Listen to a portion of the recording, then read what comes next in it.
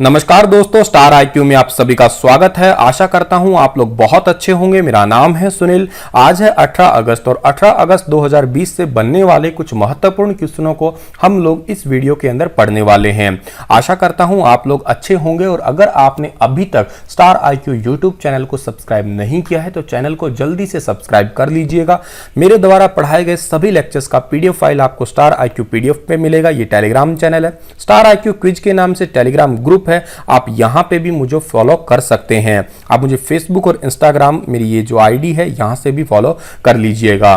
बढ़ते हैं आगे। उससे पहले कल मैंने आपसे क्वेश्चन पूछा था, उसका सही जवाब क्या रहेगा ये जान लेते हैं।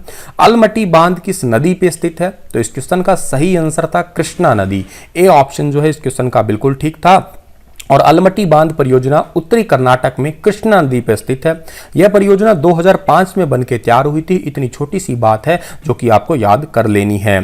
हाल ही में किन दो भारतीय क्रिकेटरों ने अंतर्राष्ट्रीय क्रिकेट से संन्यास ले लिया है? बहुत ही सिंपल सा क्वेश्चन है लेकिन इंपॉर्टेंट जरूर है। भारत के महेंद्र सिंह धोनी और सुरेश रैना दो ऐसे व्यक्ति हैं जिन्होंने अभी हाल ही में अंतर्राष्ट्रीय क्रिकेट से संन्यास ले लिया है। एक बात तो आपको यह भी याद रखनी है कि 2011 में जो हमारा क्रिकेट वर्ल्ड कप हुआ था वो धोनी की ही कप्तानी के अंदर हम लोगों ने जीत पाए थे। दूसरी बात आपको यह याद रखनी है कि 2007 के अंदर इन्हीं की कप्तानी में टीम इंडिया ने T20 के आज जो आपका मैच हुआ था, T20 वर्ल्ड कप हुआ था, उसको अपने नाम किया था या हम लोगों ने जीते थे। 2004 में धोनी ने जो है अपने बांग्लादेश के खिलाफ क्रिकेट करियर की शुरुआत की थी।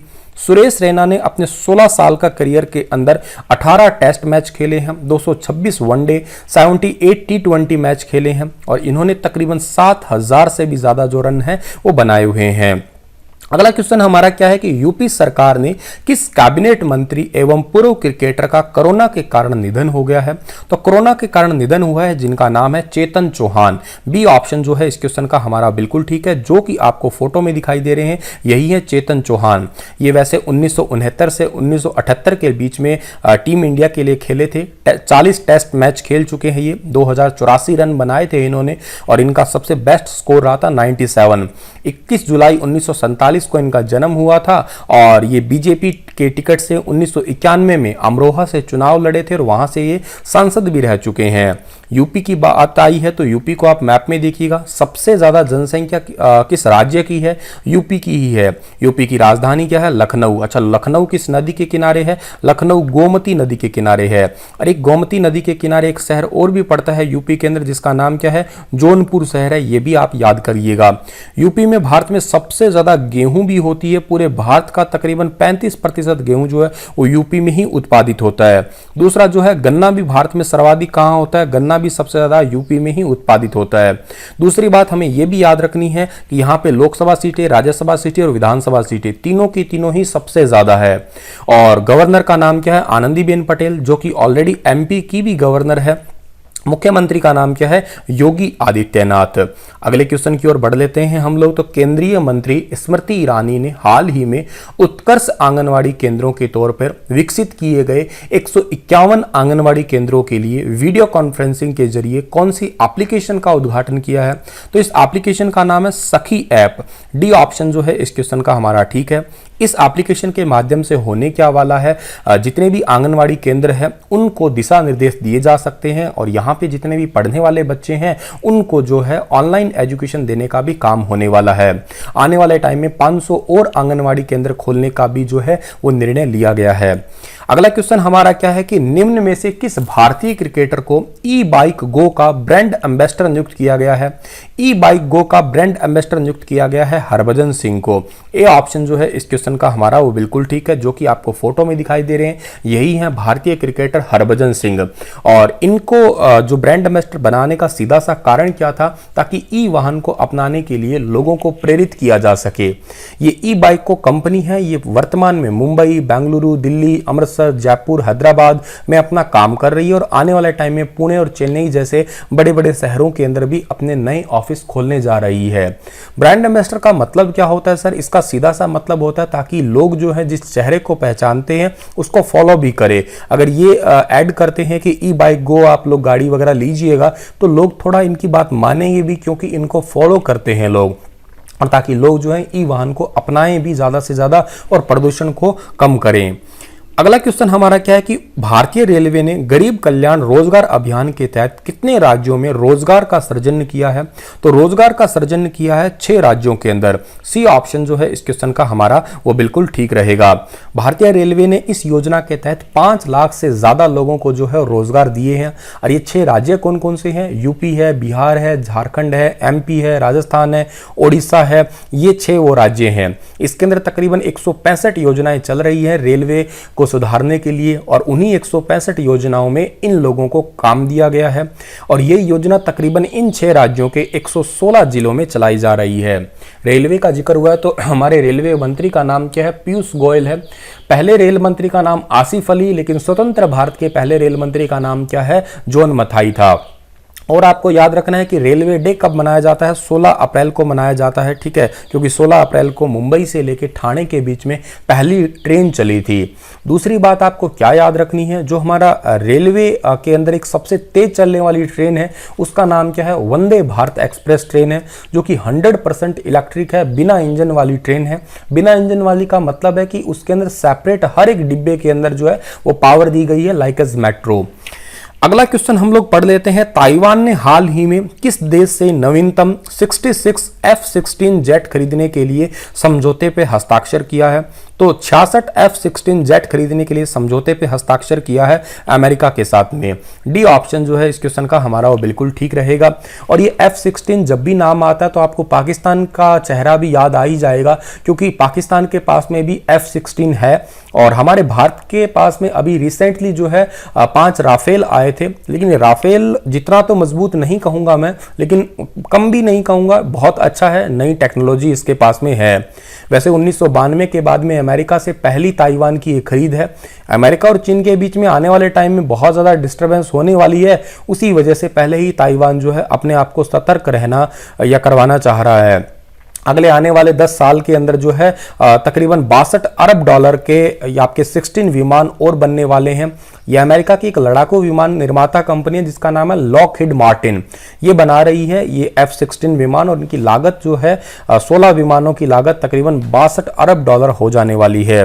और बात अगर मैं करूं ताइवान की, तो मैप में आप ताइवान को देखिएगा। ताइवान की कैपिटल क्या है? ताइपे है। करेंसी क्या है? न्यू ताइवान डॉलर है। और प्रेसिडेंट का नाम क्या? तसाई लेंग विन है।